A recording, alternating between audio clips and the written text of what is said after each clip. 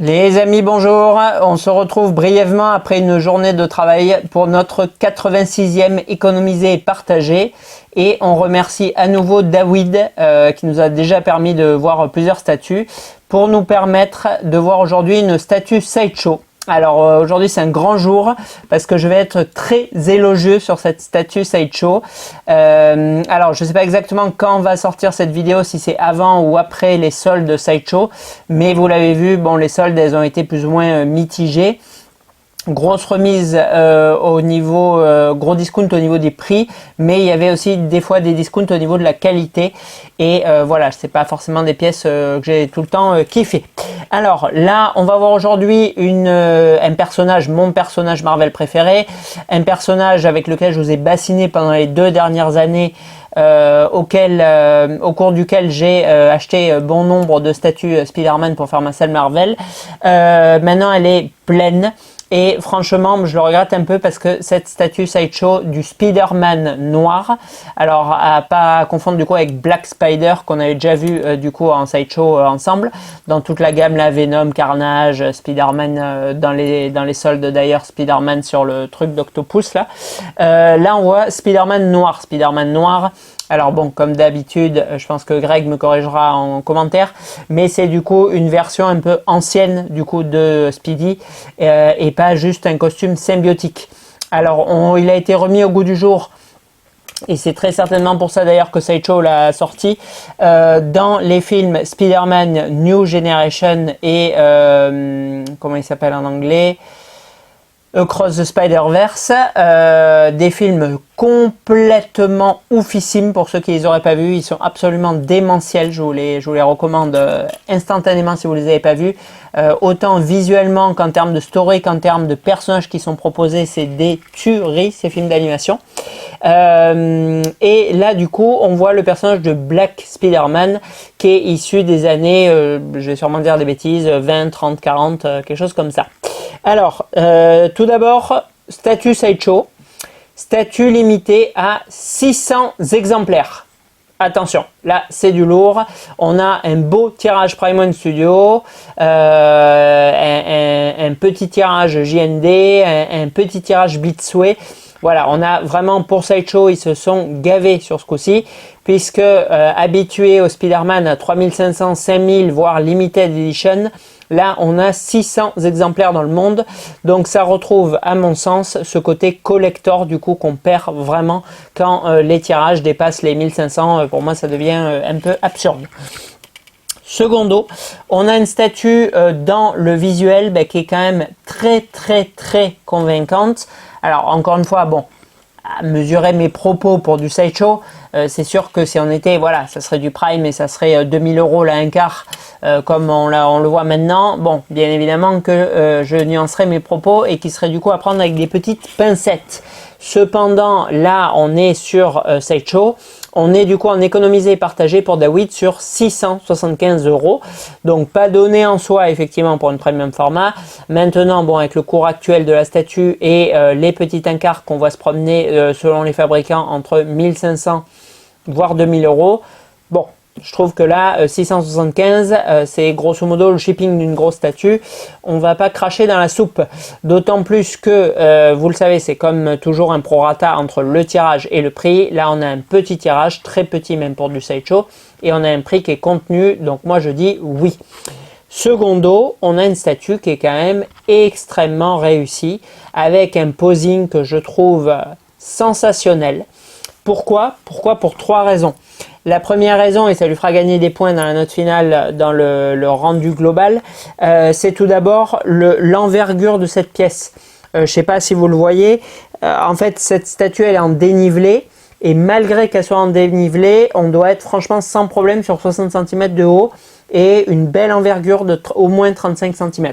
Donc ça déjà c'est cool, parce que chez Sideshow, ben bon, voilà, quand vous voyez, je sais pas, Moff Gideon, qui sait qu'il n'y avait pas beaucoup d'envergure. Django, il avait la cape encore il n'y a pas longtemps, mais je sais pas, le Captain, il n'avait pas énormément d'envergure. La catcheuse là, de Mandalorian, là, je ne sais plus comment elle s'appelle. Voilà, c'est des statues qui sont quand même relativement petites. Non, Cara Danvers, c'est autre chose. Cara Dune, c'est ça. Voilà, là, on a quelque chose qui est quand même vraiment impressionnant, j'ai envie de dire, pour une Incar au niveau des dimensions.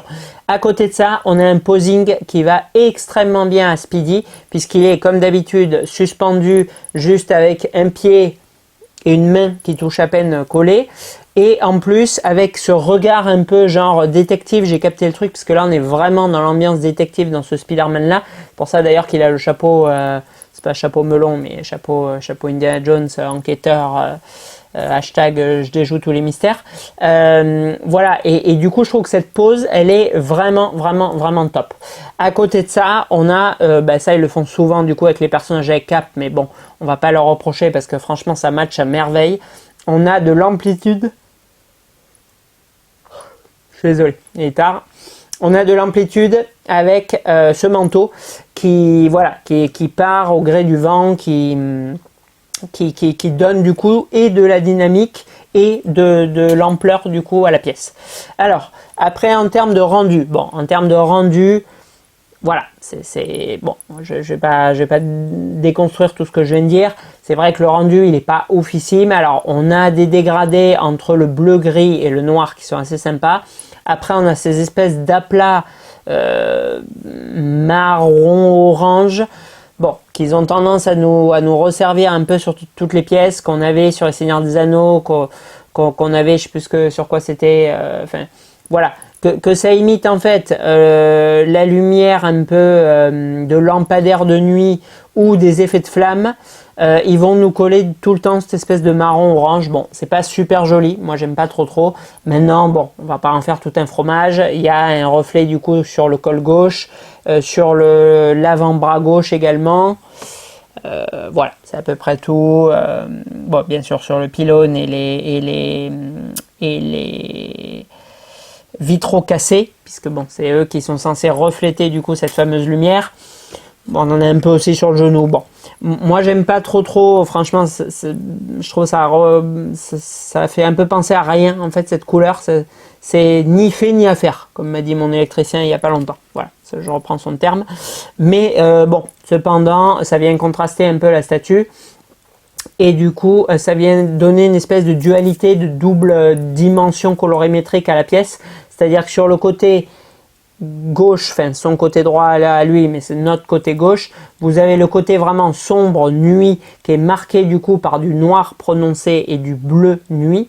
Et sur le côté, son côté gauche, notre côté droit, vous avez la lumière qui est censée émaner du coup du vitrail et qui se reflète du coup un peu sur le genou, l'avant-bras et le col, ainsi que la partie droite du visage. Après la vidéo, je vais au dodo. Voilà, donc bon, pas super fan de ces teintes, mais bon, c'est pas dramatique, ça vient pas entacher la beauté de la pièce. Autre élément, bon, que j'ai pas trop accroché, j'ai toujours un peu du mal avec les matériaux un peu cheap. On a la cape.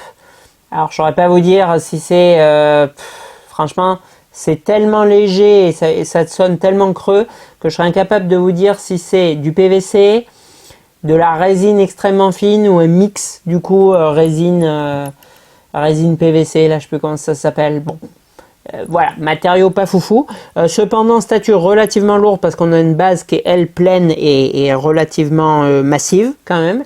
Donc ça c'est sympathique. Après, autre petit détail, je vais vous le zoomer. On a du coup le masque de la cour des hiboux qui est juste derrière.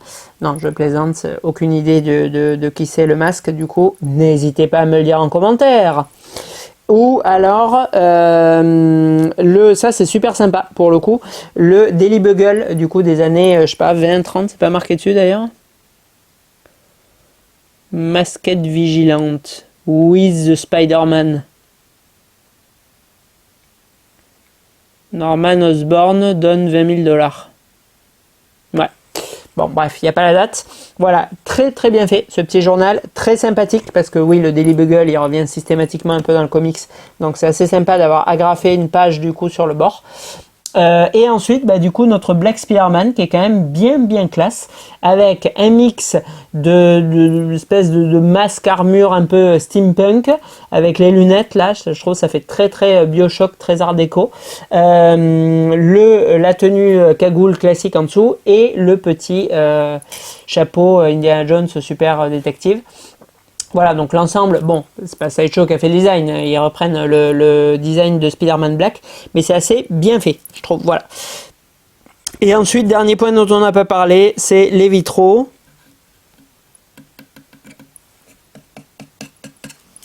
Pareil, à mon avis, ils sont en plastoc, mais bon, c'est pas grave, ils sont assez jolis, visuellement, franchement, ils sont assez sympathiques. Allez, on va passer du coup à la notation, mais franchement, on va bien noter cette pièce parce qu'elle est quand même relativement bien faite. Alors, réalisme et fidélité, je connais très peu Spider-Man noir, je l'ai vu uniquement dans Across the Spider-Verse. Pour moi, il est très ressemblant. Je vais lui mettre 15 sur 20 en réalisme et fidélité. Je trouve que franchement, ils ont bien fait le taf pour le coup. Vraiment, le rendu est cool, le posing va comme un gant, je trouve, au perso, et la scène d'ambiance fait très années 30, années 40 avec le bat de grappin, Spider grappin, etc. Je trouve que c'est vraiment bien fichu.